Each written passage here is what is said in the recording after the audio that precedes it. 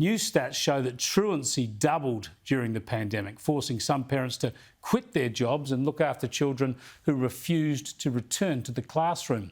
2 million students skipped more than 10% of lessons last year. Let's bring in Dr. Kevin Donnelly, an experienced educator and Senior Research Fellow with the Australian Catholic University. Good to talk to you again, Kevin. We know so many kids missed so much school because of lockdowns, especially in your home state of Victoria, but in schools right around the country, a lot of kids were sent home from the classroom. That really interrupted their education. How do we quantify the truancy on top of that seems to have sprung up subsequently? That's a very good question, Chris. And when I look at what happened in America and England, there is some research coming out showing that because of government overreach, because of government not doing any risk management and looking at the impact of closing down schools, students have lost over a year in terms of their ability, their academic performance.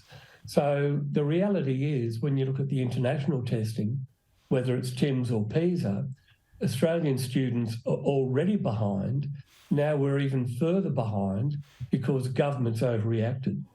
Yeah, I guess when you think of it this way, so many people in the workforce have got used to working from home. So many companies are desperate to get people back to the office and they can't get them back. It's probably a bit like that at schools when students were not just taught, it was demonstrated to them that they didn't need to turn up to school. So now and then they just don't bother. It's a complex issue. And I mean, one of the other problems we have is that a lot of students, especially in year 9 and 10, they don't engage in the curriculum because, as we've talked about, the curriculum is very woke. Teachers are often overworked. There's a lot of bureaucracy, a lot of red tape.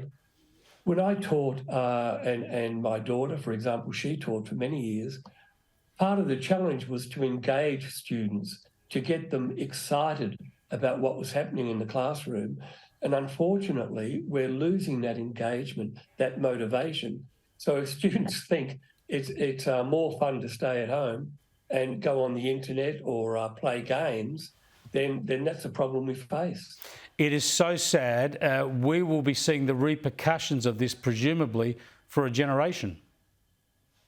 You're right. And it's interesting. I looked at what is happening in Queensland and New South Wales. The other point here is a lot of parents have actually, because of COVID, their students were online at home. Parents have started to look at what the curriculum is teaching and they're not happy about it.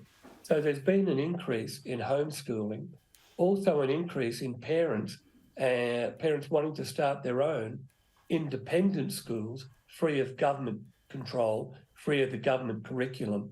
So there are a number of issues there, and they're kind of interrelated. Yeah. But the problem we face in Australia is internationally we're going backwards, and we have to confront that. Yeah, we've got to keep on it. We've got to lift standards in this country. Thanks for joining us, Kevin. I appreciate it. Kevin Donnelly is always worth listening to when it comes to education.